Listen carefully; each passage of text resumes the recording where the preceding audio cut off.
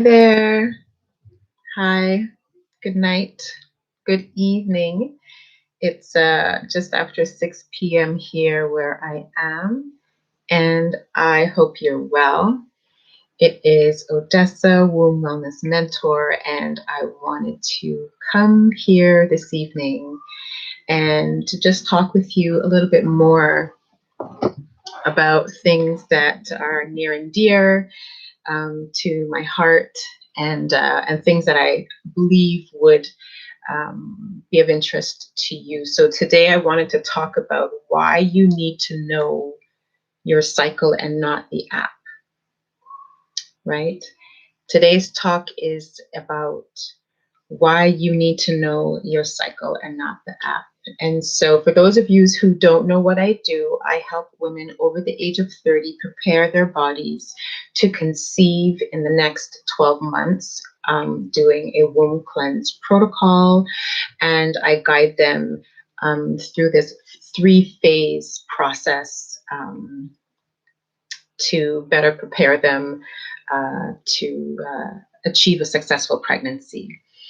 And so, oftentimes I notice that we just don't even regard ourselves, women, we don't regard ourselves, um, you know, as anything more than just a body, right, that functions within society.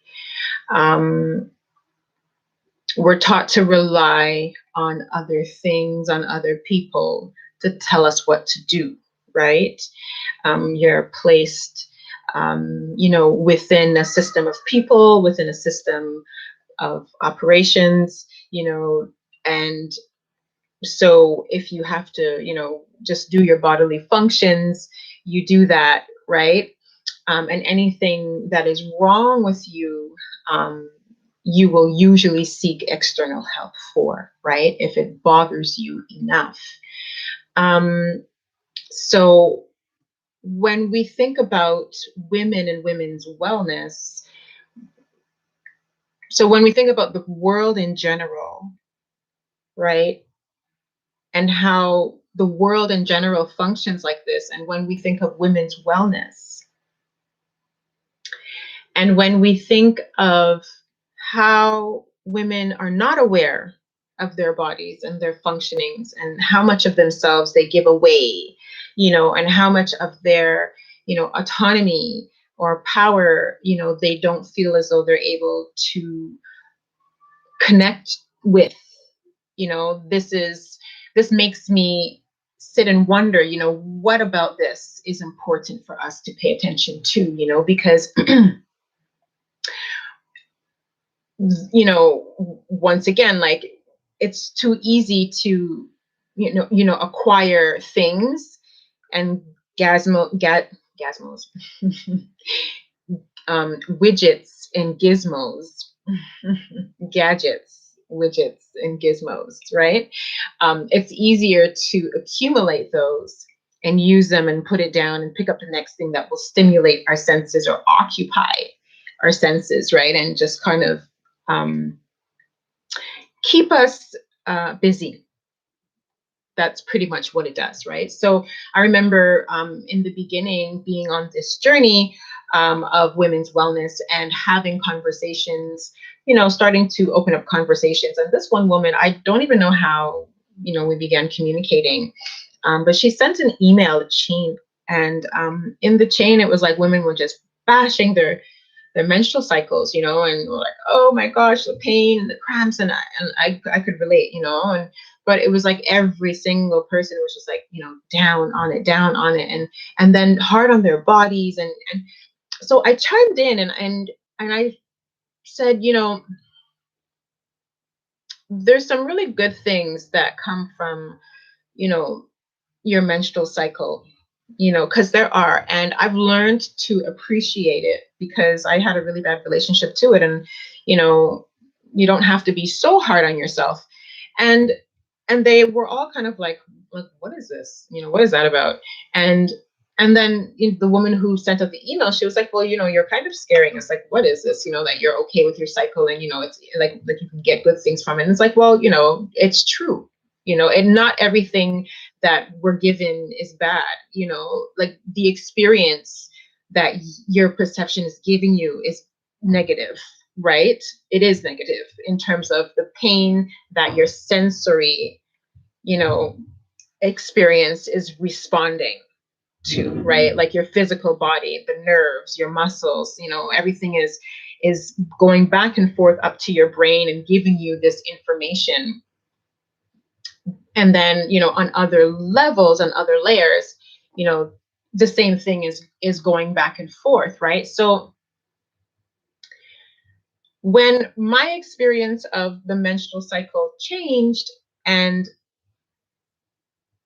when I started to share this information, and she was like, I'm scared about this. And I'm thinking, we're always on the defensive, and we're always aggressive with ourselves. We're always aggressive. We're always on the defensive with ourselves and with other women. This is what I notice. There are pockets of women who still gather, and maintain an essence of, the grandmother, or the mother energy, or the nurturing, or the grounding energy. They just naturally carry that and exude that. And then you have a large percentage of women, people who identify as women, who are not sure or confident about the experience that they're having, right? And so they follow what has been given as the status quo. And so when you are put within the organization, within the operation system, within the beehive, to learn, you adapt ways of thinking about yourself, and the ways that women think about themselves are based off of men who imposed a level of authority and power over how a woman can view her body, right? The male energy, a dominating, authoritative energy that is external, right, to the experience of a woman. And so, hey there. When a man is giving attention to a woman, or when a male is giving attention to a female from the perspective of a woman driving a car and moving around, is going to stimulate her genital area, and so this is considered haram. What is the experience of the feminine? Right? Like, what is the experience of the feminine? Whereas you want to embody who you are, you want to be present to, your highest self at any time. This is what I think people strive to do without even trying to do that.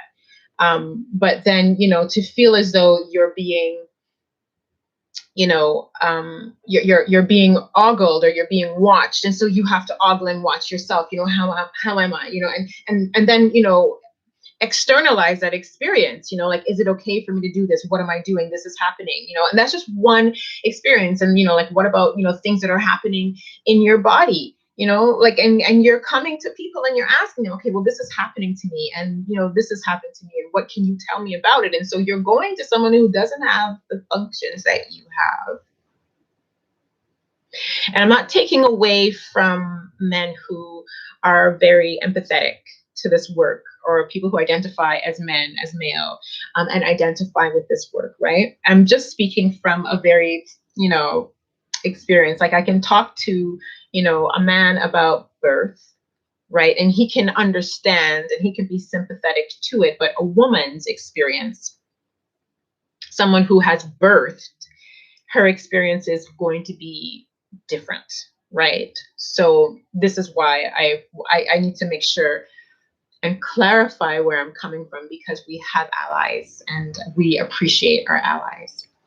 And so that experience of men or fathers, what they give to their daughters about their bodies or themselves, how brothers teach their sisters, how cousins, male cousins respond to their female cousins, like what are little girls seeing about themselves? What are we internalizing about ourselves? And then let's not even bring in, the other layers of religion, and like I began mentioning that just one aspect of Islam. And I am not poking any holes. I want to make sure that everybody, understands that as well. I'm not poking any holes, because even within Christianity, and even in Judaism, like there are pieces where it's like, what are we doing here in this day and age, right? So what is it that you are doing? What is it that you are doing that is perpetuating, right, pieces of an archaic paradigm, right? Like there are passages that talk about, like, when you're menstruating, even though you would be protected, you would have to sit, like make sure you walk with another piece of cloth and sit down on top of the cloth so that you don't potentially dirty up, or soil or sully wherever you were sitting. And right, thank you for that. And so it's like, okay, oh, right. So when your cycle comes around, like, what are you thinking? And then we add in, the buzz and the fuzz from just like the pain that you're experiencing, or just the blah that you're feeling, and the mood swings that you're going through, So it's like what is this mushy, mushed up, mush potato experience that we're having? What is it that we're experiencing? It's frustration. So I get it. There's an app that comes out. Let's go get this app so I can figure out what's going on in my body, because I don't know what's going on. I don't know what's going on. So this is what we want to change. You want to learn about what's going on. You want to shift your experience of yourself, right? You want to shift the experience of your femininity. You want to shift the experience of your reproductive health, of your cycles, of your ovulation, of your 2-week wait. You want to shift the experience of your relationship to who you are.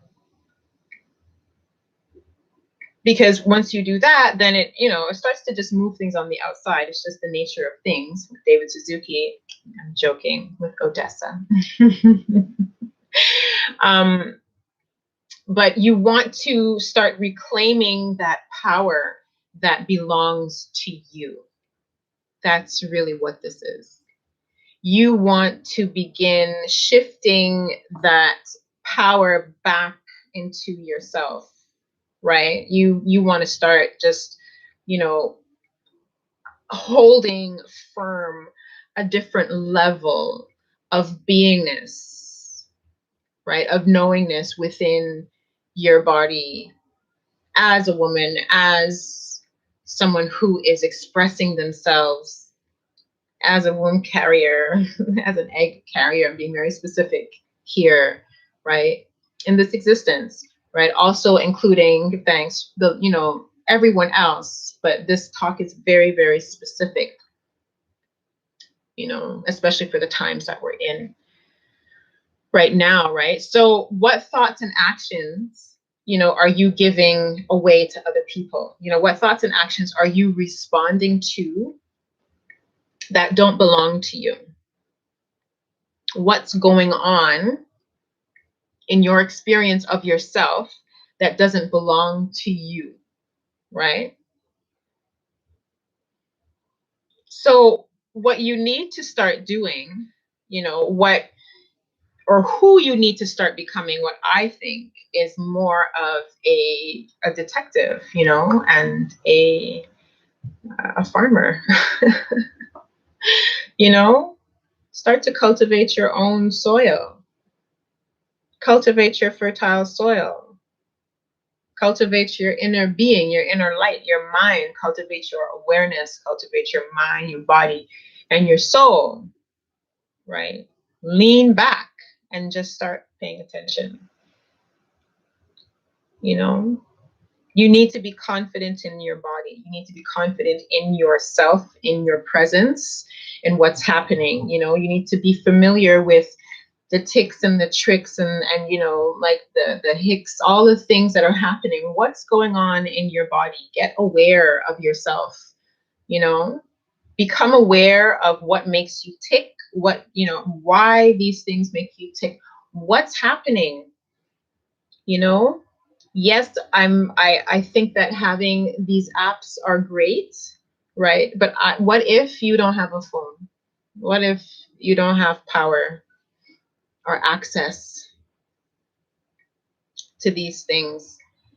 What happens then, right? You want to develop a level of autonomy and sovereignness within, you know what I mean, within your, and once again, your expression of who you are within your body, within, you know, your reach, your physical reach, the energetic reach, you know, the impact that you have. Because as a woman, as people in general, we have this ability. We have this ability.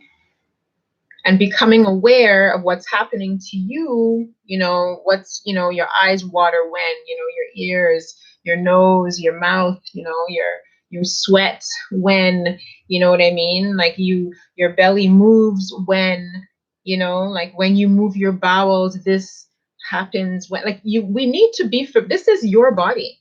It's your body. It's very, very important. I know sometimes people are like, ew, you know, I don't know. You know what I mean? Like, and that's the physical body, and the same thing when it comes to, you know, your thoughts and your feelings, you know, and your internal life, your spiritual life, you know, your most private backroom self. When we put all of these pieces together, you know, who are you? And how is it that someone else knows your body better than you? Something, a machine knows your body better than you, right? You can't know everything, right? But I can tell you, there's way, what you think you know, there's way much more available to you in terms of how you relate to your body and understand your body, especially as women, especially especially if you've been trying to get pregnant and, you know, you're feeling all over the place, and, you know, you need to bring yourself back into yourself, or, you know, you're preparing on that journey anyways, right? Whose body is this? I mean, right? You're not just a number. You're not just a number to respond, right? So learn how to develop that ability to hold space for yourself as you learn about who you are, as you investigate. You know, we're not trying to come to conclusions yet, not yet, especially if you're at the beginning. You don't want to come to conclusions, but you need to begin the investigation of who I am, right? More than what you've been doing, more than what you're familiar with, right? So, you know, you want to experience yourself from a different timeline. You know, you want to experience yourself from a different perspective, from a different mindset, from a different point of view. Right? Valerie says, if we do not pay attention to our bodies and all its functions, even the ones people don't like to speak about that are the most natural, illness will definitely force you to take a look at those. Yes, exactly. Exactly. This this is the like, if you don't take a rest, your body will force you to, you know. It's the same thing, especially when you're going to, you know, get help from professionals in these institutions. It's great, go and get the help, but you've got to know yourself, be familiar, be comfortable and confident in who and what you are, because that will support the experience that you have. These external factors will influence, right, your own experience and your feedback, right? But they won't, they will no longer be the primary reference, if I could say that, right? You would begin to just see things from a different experience, really coming from, within the self, because you need to know your body and not the app, right?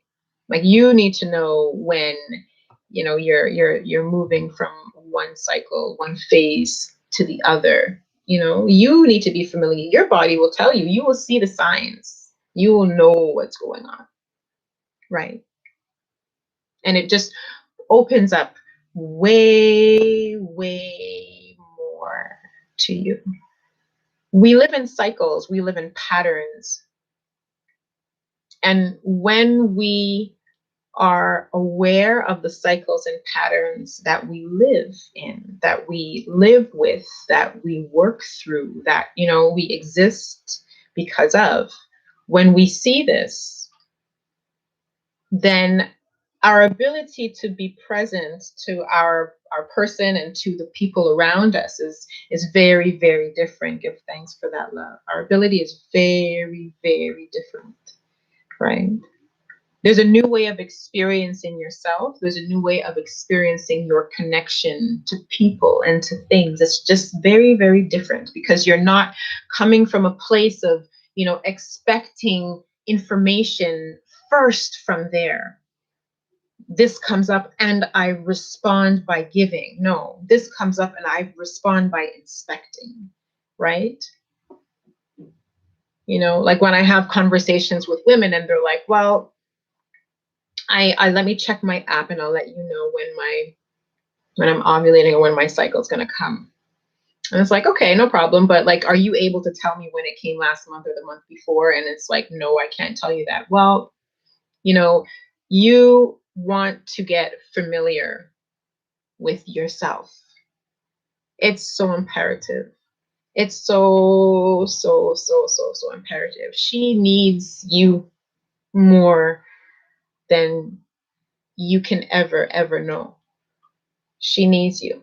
Your body needs you. Your person needs you. Yourself needs you. And when you're working with a cycle, there's just something about that. There's just something about, knowing your body. There's just something about being okay with your body. There's something about walking in rhythm with your body. We have so many different rhythms that are happening simultaneously. I'm just going to kind of side, angle for a minute. I have a background in drum and dance, and there's always this description of the drums as being like a cacophony of of noise for those who don't understand it, right? Because you're not able to understand where the one is, where the beginning of the phrase begins, or you're not able to jump in and out like double dutch because you might be jumping with 3 or 4 different ropes at the same time, right? There's many different reasons as to why people are not, some people get very much pulled into the rhythm of the drums, and some people don't understand rhythm. And the reason why I bring this up is because the drums represent life and the different kinds of phrasings that we are all working within. And same thing reflects in the body. You have the heartbeat that's moving. The heartbeat is consistent. You have the venous flow. This is the blood that's returning to the heart. That's consistent, right? You didn't know you had these two flows, but I'm letting you know you also have your lymphatic flow, which is consistent, right? You also have your cranial sacral flow, which is consistent, right? And so all of these things are moving and they're flowing in and out, back and forth, and it's a symphony. It's a symphony. But if you were to look at these different rhythms, it looks like everybody's doing something completely different, which they are, and it fits into the whole, which is the same thing for the drums. And it's the same thing for life, right? You have a mother drum, you have a father drum, you have a child drum, you have a group of drums, you have a drum soloist, you have the clave, you have everybody plays a very specific role, right? And so when you approach the music knowing it like this is a richness. This is a richness. This is how we have the crazy moves and the dancing, and you can kind of go between and you can stop and you can't quite find where they are, but they know where they are. This is the same thing in your physical body. This is the same thing in your life, right? So, and I'm really talking about like a real type of freeness that comes with being familiar with your body, right? That comes with, just settling into that rhythm of who you are and knowing who you are, being familiar with who you are, and not just allowing the app to tell you what's going on, not just allowing your doctor to tell you what's going on. In one of her books, Clarissa Pinkola Estes speaks of the body as a consort. Everything you're saying makes so much sense. Thanks for sharing. Ooh, yes. Women Who Run with the Wolves, right? I have not read her book yet. I've read quotes here and there, but I've not read her book. And I'm going to put this on my list of things to complete for 2021, because I know this is one of the important pieces in women's movement. I think that should be included in a lot of libraries. So thank you for that reference, Valerie. So being more faith-filled, peace-filled, mindful, and present in different ways. This one is called The Joyous Body. Okay, awesome, great. I'm gonna check that one out as well too. Yeah, I'm gonna put that on the list, because this year I'm finishing my list of books that I want to read. That's one thing I'm going to be doing, is finishing a list. So yes.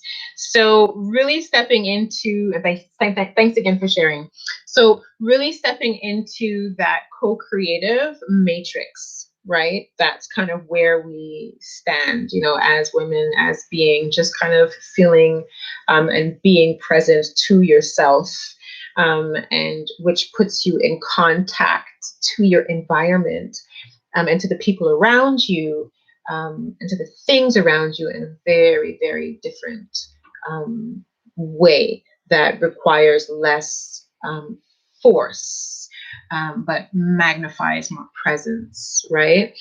And so this is where that energy of the grandmothers, the poised grandmothers, who just know what they're doing, right? Like that kind of presence, you know what I mean?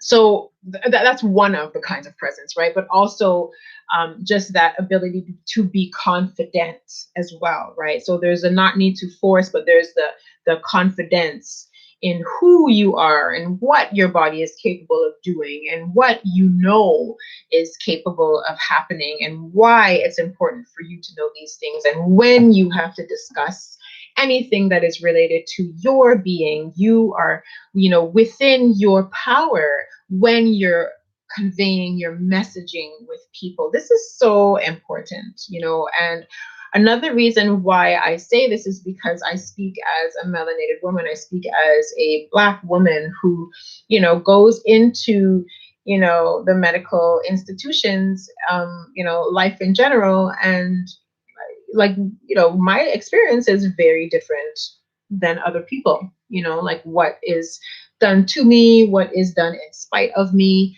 And I say me, and I speak very generally, of many other women, you know, people, Black boys, men, fathers, everyone, who experiences this. So, and then the world in general, because everyone is affected by this. So, like, this is just a very political, thought or feeling. It can go in so many different directions, but I'm very much about self autonomy and feeling and knowing that you're capable of being present to yourself, right? So being able to reference an app is a great thing. It's a great invention, and I think that knowing what's going on with your body and not being fearful and not being disgusted by it is just as important. And so that was what I wanted to share with you this evening. These are my thoughts. These are the snippets of conversations that I have with myself, as I piece together pieces of the larger puzzle, of why I'm drawn to this work and why I must do this.